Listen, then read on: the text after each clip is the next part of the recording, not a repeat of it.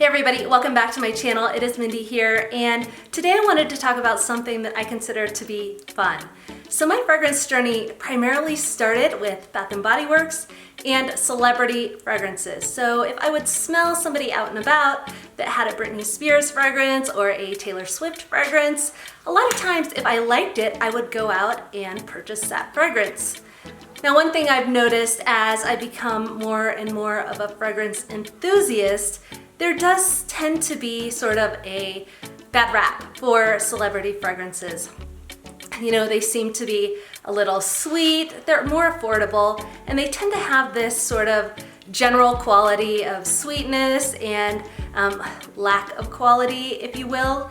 And for me, I actually really enjoy celebrity fragrances still. Some of them are slightly nostalgic to me, and while I completely recognize there is a place for those business appropriate, office friendly, professional type fragrances that make you feel like you're at the top of your game, Coco Mademoiselle Intense, for example, there's also a place in my collection for those fun, sweet, fruity, flirty fragrances that I can wear on the weekends if I wanted to go dancing or go to a concert, go to something fun outside, a sporting event, whatever it is that will smell beautiful, but sort of lighthearted and sweet. And so that's why I wanted to focus on celebrity fragrances today. And quite frankly, there's this notion out there that sweet fragrances tend to appeal to men. Now, I don't have any scientific evidence to back that up, but there's this sort of general perception that's accepted that men tend to like this type of fragrance profile. And while I can't exactly say that's the case, I can share anecdotal feedback that my little boys tend to say, "Mommy, you smell good," when I'm wearing some of the sweeter fragrances. So that's my experience. I'm excited to talk about this today because I do think it's sort of a fun topic. And without further ado, let's get started. Now, over the years, I've had a variety of different Britney Spears fragrances in my collection. One that I remember and I cannot find right now is In Control by Britney Spears. And I really loved the scent profile of that fragrance. I don't have it now, but one that I wanted to touch on is Midnight Fantasy. And this smells similar to the original Fantasy bottle, the pink bottle, but it does go a little bit deeper and it has a little bit more character to my nose. I personally don't have anything else that smells like Midnight Fantasy. There is plum, sour cherry, raspberry in this, and then in the mid there's orchid, iris, and freesia. And there's some warm notes at the base, vanilla, amber, and musk. This does have some of my favorite floral notes, which are iris and freesia, and that warmth at the base just gives this one some character that I truly enjoy. I like the sourness from that cherry, and I love how the notes play together in this fragrance. I think it is a nice one. Do I think it's the most professional fragrance? Of course not. In full transparency, I'm not wearing this fragrance a lot. I'm not reaching for it a lot at this point in time. It wouldn't be one that I reach for a quarterly business review with senior leadership, but it's also one that gives me a little bit of nostalgia. It reminds me of a more youthful time in my life where, you know, I would wear those fruity fragrances more frequently, and it's just fun to me. So if I were to go to a kid's sporting event, or if I were going to go out to a brewery and want that sillage from the sweetness here, I would wear it. To a concert even. This is just a nice one. It's fun, and I think it's one that is crowd pleasing and one I wanted to mention as a celebrity fragrance in today's video. Okay, another fragrance that I'll talk about is Rihanna Nude. And this one, to my nose, is a little bit more crowd pleasing than the other Rihanna fragrances that I have in my collection. I get a sweet, fruity vibe from this, but like the other Rihanna fragrances that I have, it has a noticeable patchouli note in it. This seems to be a little bit more muted with that patchouli, but I do pick it up. What I appreciate in this particular fragrance is that guava note. It sets it apart from other fruity floral fragrances that I have in my collection, and I find it to be quite pleasing to my nose. The dry down to this is a crowd-pleasing, fruity, floral, woody musk, and I think for the price point, this is one, if you like that scent profile, that you should check out. That is Nude by Rihanna. Another fragrance that I'll touch on is Nirvana Bourbon by Elizabeth and James. And this fragrance only has 3 listed notes: vanilla, tuberose, and oak. And I'm kicking myself for getting a rollerball. I don't like splash fragrances or roller balls specifically because they become a little bit harder to pick up, at least as I use them. But this is one that I really like, especially when you think about affordability for a woody vanillic fragrance. I've seen this compared to Spiritueuse Double Vanille, and to my nose, I prefer Spiritueuse Double Vanille, but I do think this is a really nice woody vanilla fragrance that has a little bit of that booziness to it. It smells exactly like the note suggests. It's vanilla, tuberose, and oak. And again, I just get a woody vanilla scent profile from this with a little bit of bourbon in the background. This is a nice one. I would love to wear this on a cool day. It makes me feel warm and cozy. That booziness to it, that woody vanilla feel is one that I really enjoy on cool days. This is not one that I reach for a ton, and part of that is simply because I have only the rollerball, but also because I do have Spiritueuse Double Vanille, and when I want that vanilla, woody, boozy feel, I tend to reach for that one. Do you guys ever come across a comparison with a fragrance that you wish you didn't see?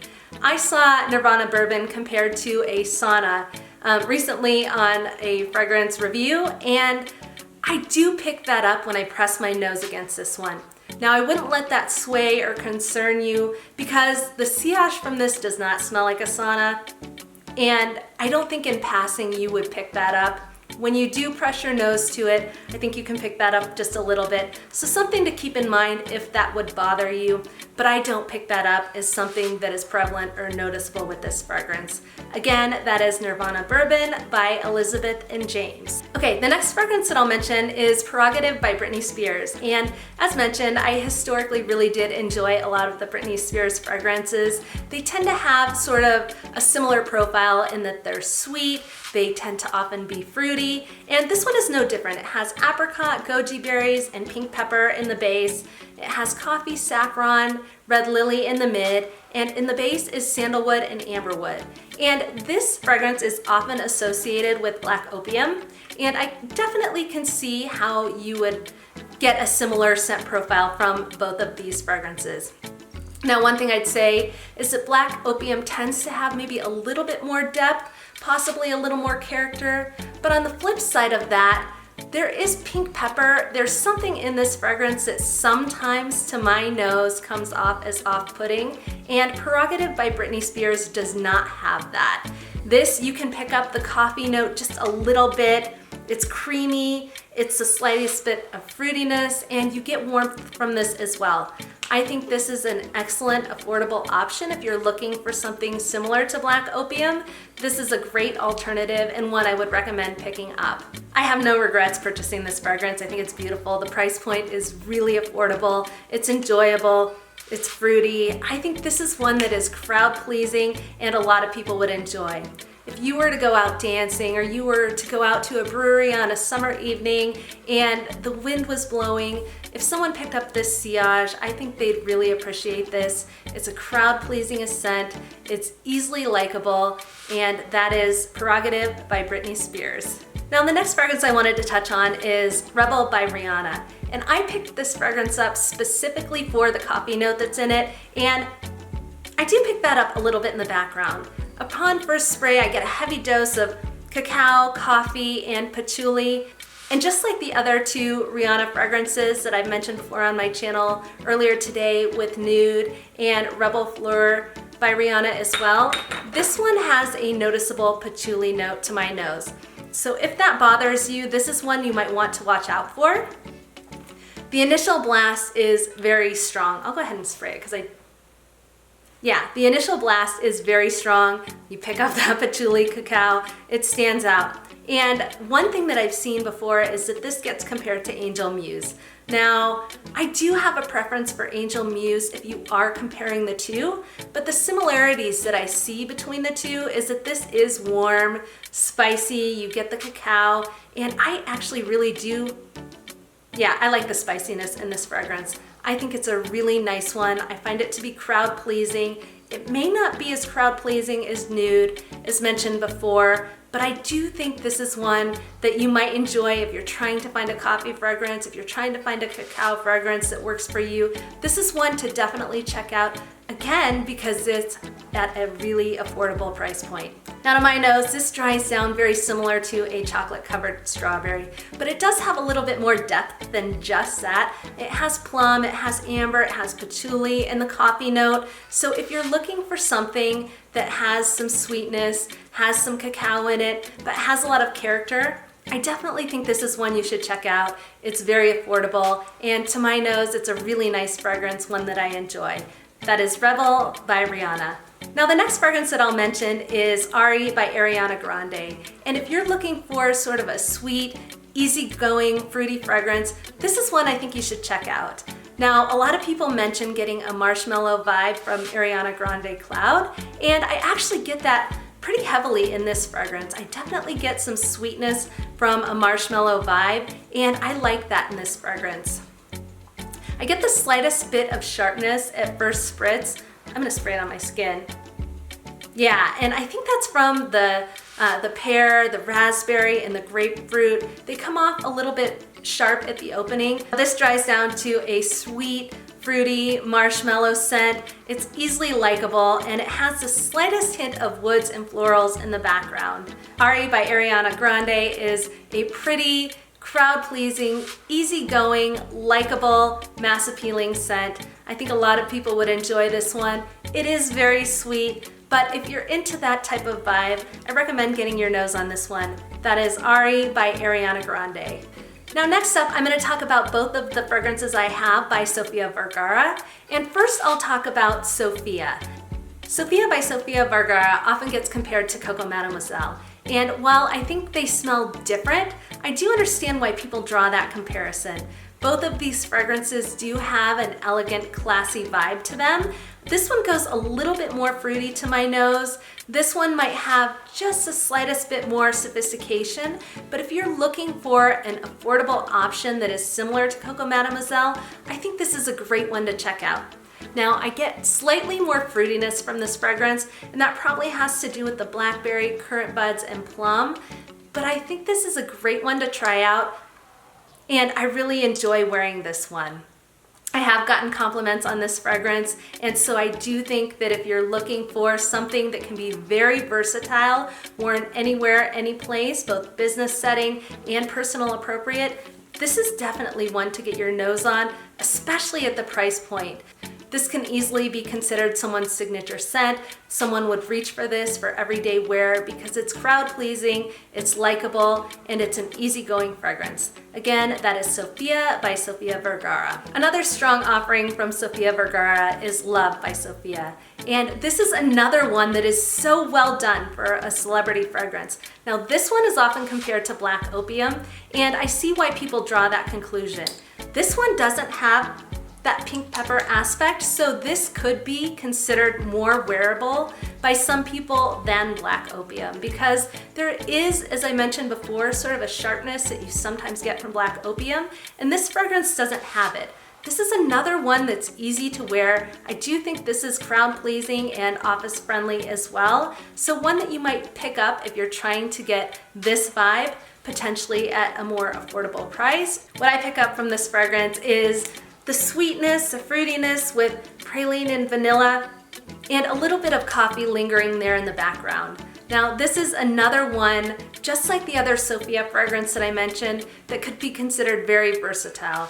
It's very wearable in multiple occasions, and if you're looking for an affordable fragrance similar to Black Opium, this is definitely one that you should get your nose on because I think a lot of people would really appreciate this scent. That is Love by Sofia Vergara. Okay, the next fragrance that I'll touch on briefly, I've talked about it on my channel before, is Jessica Simpson Fancy.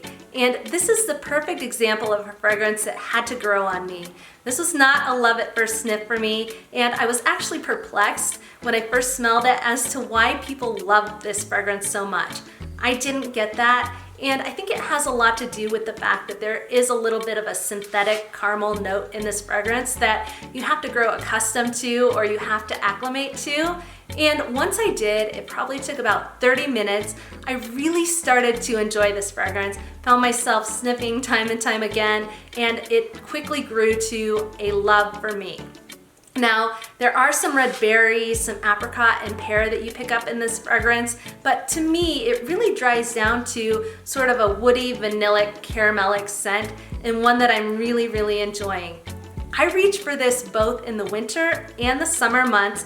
I think it works perfectly anytime, any place. I think some people who are not as gourmand loving as myself may not want to reach for this in the warm, hot summer months, but I do, and I absolutely love it. I think it shines no matter what, and I think it's great for any season. Just like a lot of the other fragrances I mentioned in this video, this is another one that's affordable. It's also sweet, but mass appealing.